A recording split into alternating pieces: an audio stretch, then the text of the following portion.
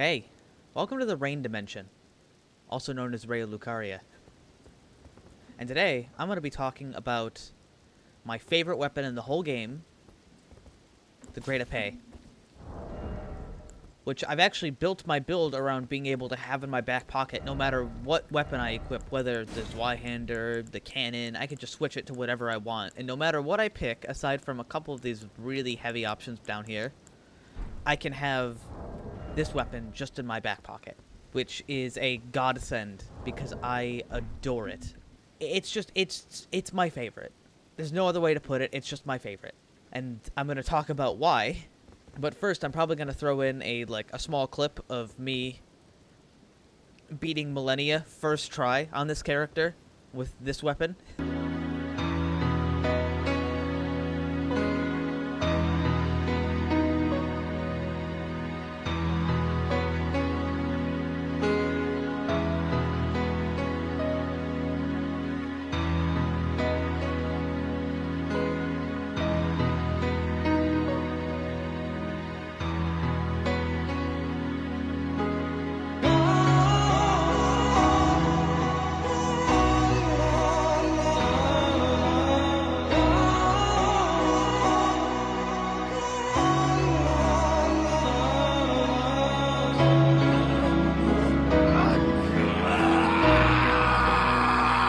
If you want a fun weapon to use on a playthrough, this is a good one. You get it right at the beginning.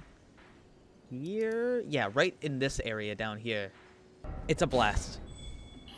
This weapon is a godsend, and ever since I've picked it up, it has just been my big favorite.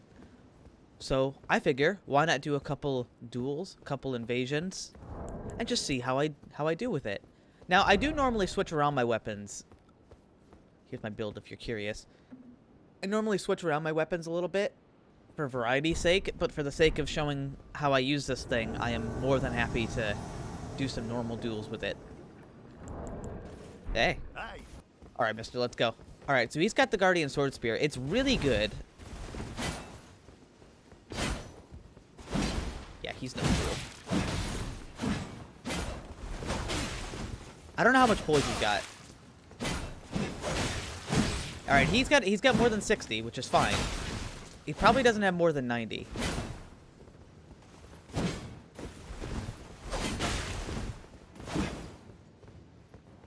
That roll catch in there.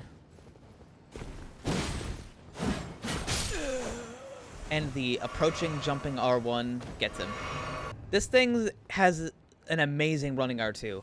If you somehow haven't touched any of the heavy thrusting swords in the game, which I don't blame you, there's 4 of them, including this one, it's just divine. Actually, I should probably switch up my Talisman. I don't really need the Alexander Shard because I have Bloodhound Step on this. If you're wondering why I have Bloodhound Step on this, it's not because I really like to use Bloodhound Step. It's because if somebody casts Stars of Ruin, Ezekiel's Breath, one of those things that you really cannot reliably dodge, I just, it's either that or take damage. I don't really use it offensively because I think it's gross. Especially for invasions, Invasions are really gross sometimes. Okay. He's got a halberd in one hand, Astock in the other. He's probably got Flame Strike on that, so I'm going to attempt to not roll in. But yeah, he is pretty laggy. I'm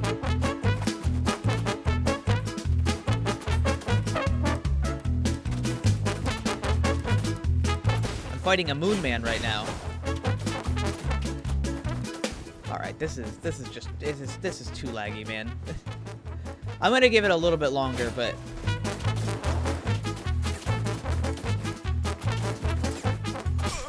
nice try. Alright, where the hell does that guy live? Please tell me his Steam profile tells me. Argentina. Yeah, that'll do it. Okay, real quick, before we go on to the next fight, I'm gonna load up. There's this really nice program somebody gave me. It's called Steam P2P Info, and it will tell me what the latency is of the people I connect with. Sometimes. It doesn't always work, but when it does work, it's really nice. Yeah, so interestingly enough, the jumping R1 on this has no recovery, and I believe if you land the jumping R1 and they stagger, which would mean they have like 90 poise or less, the second R1 is actually confirmed, which land a jumping R1 counter for 600 damage, followed up with a 400 damage R1, and you've got 1,000 damage on a weapon this nimble, which is just great. Alright, it's not telling me his connection, so we'll just have to deal with it. That's fine.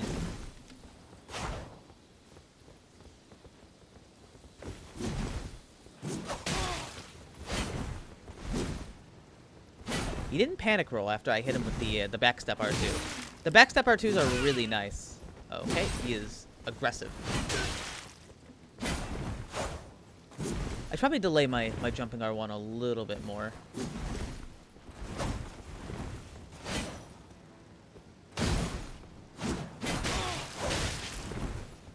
There it is. There it is. Really, really nice. This thing's a pretty good at R2 roll catching as well, but I find more often than not, I don't... At some point, I just stopped going for R2 roll catches because there's so many other things I could be doing. So, like, if I was to hit somebody with an R1 and they got flinched, I could time one of those and catch them pretty easy. Hey. What's up? Hey! Guardian Sword Spear. It's, I think it's the most damaging halberd in the game, but I don't think its R1s are as good as people think they are.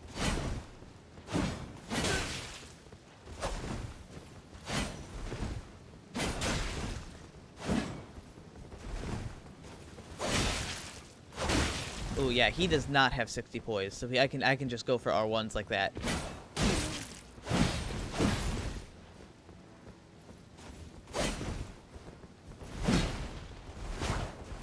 Ooh, I almost caught him, but I was just out of range.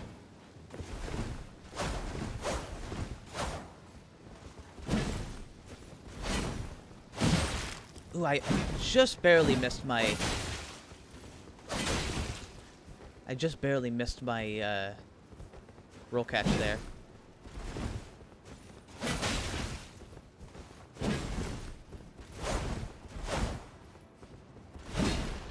I'm gonna just run up an R1. Yeah, the R1s have really nice tracking, but it's not infinite. I've had my R1s just sometimes miss, especially if they roll directly behind me and I'm still like, it's still trying to track. Like if this gripes with a player, sometimes like they'll roll behind me and I'll try to R1 but like it will not track them all the way. But I mean, at that point, you should probably just recognize that they've rolled completely behind you and do something else. Yeah, so these backstep R2s, I'm sorry, these R2 backsteps are, they have like no recovery on them. As soon as they're done, you can like roll or do anything else, which makes them pretty safe to throw out, provided you don't get interrupted by the attack, because nobody's really going to punish you for them. And same with the jumping R1s, which I've talked about. Aggressive. I haven't seen this kind of thing before. Alright. He's got me in a bad spot, so I'm going to have to be a little bit careful.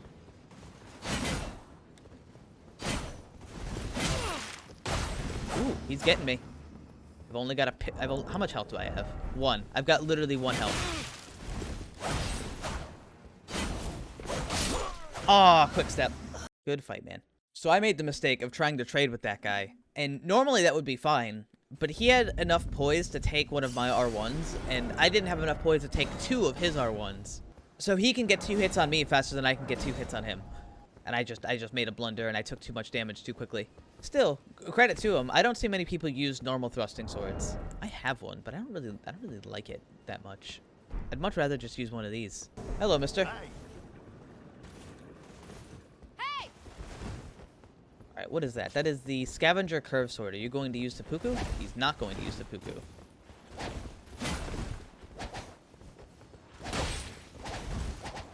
Somehow I didn't hit him there. Right there, I get the jumping R1 roll catch, and I get 800 damage off of that.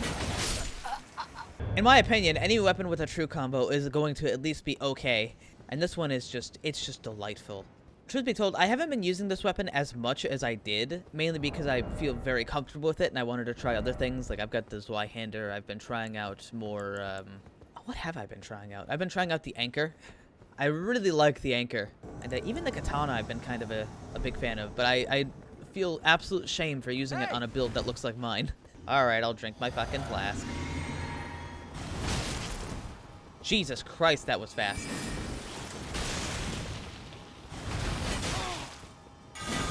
That I made a blunder.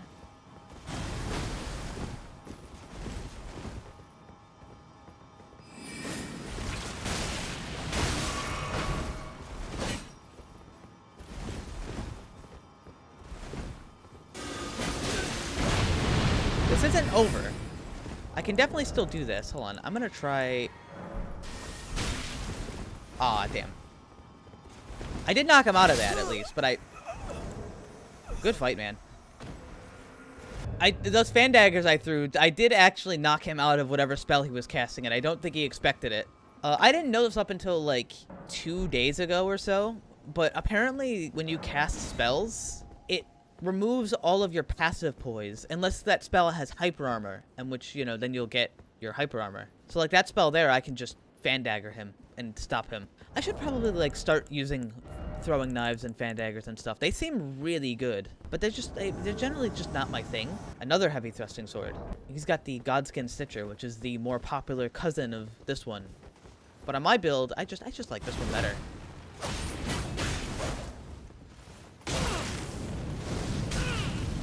Oh, he actually managed to catch that. That's a shame. Unfortunately, I think he's just going to spam Beast Shield Sling at me until he kills me.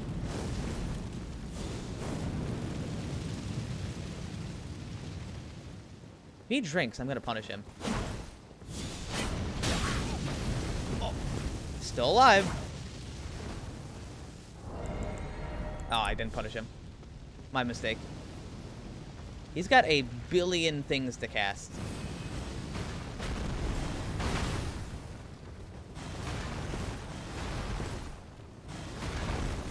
I'm just gonna react to the bestial slings, my man. Because if I don't, I'm gonna die.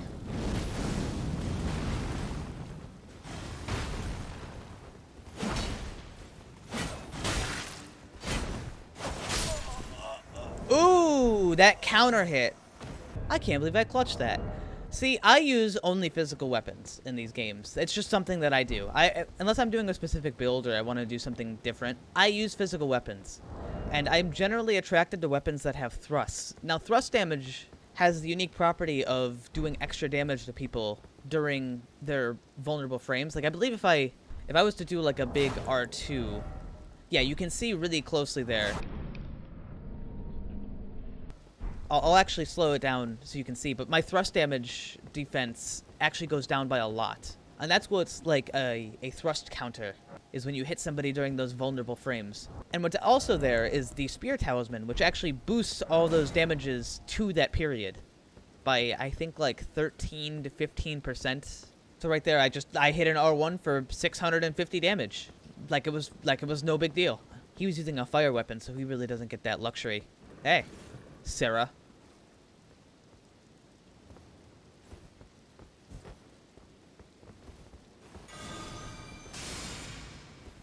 Ooh, I don't see that buff very often. I believe that's like the karmatic justice of this game.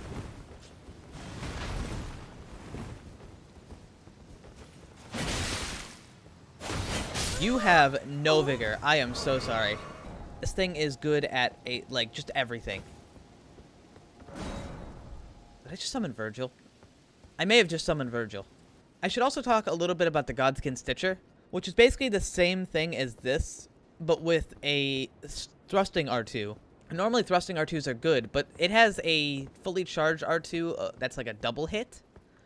And I've never really enjoyed the double hitting R2s like that. Hey.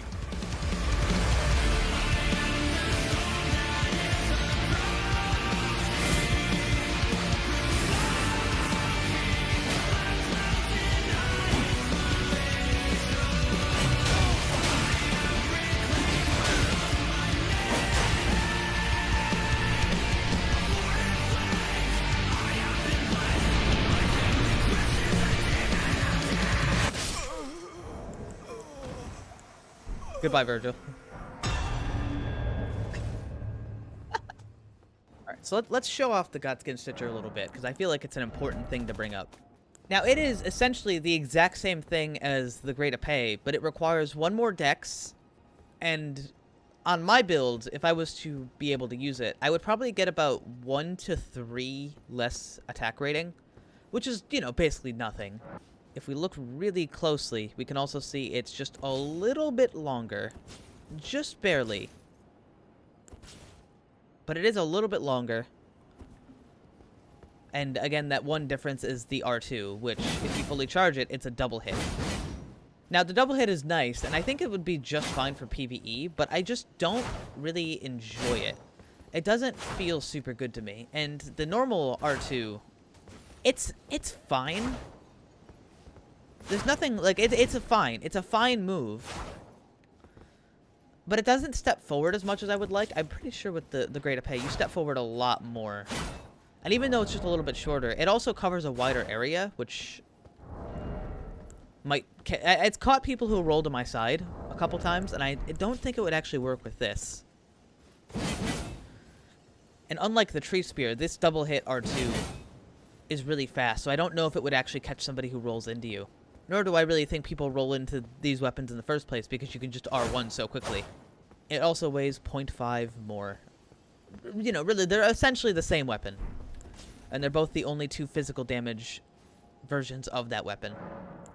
So if you like the Great Epee, but maybe you wanted a different flavor, then you've got the Godskin Stitcher. But for my build, I like having the lower weight because it lets me equip other things with it. You know, like the Zweihander.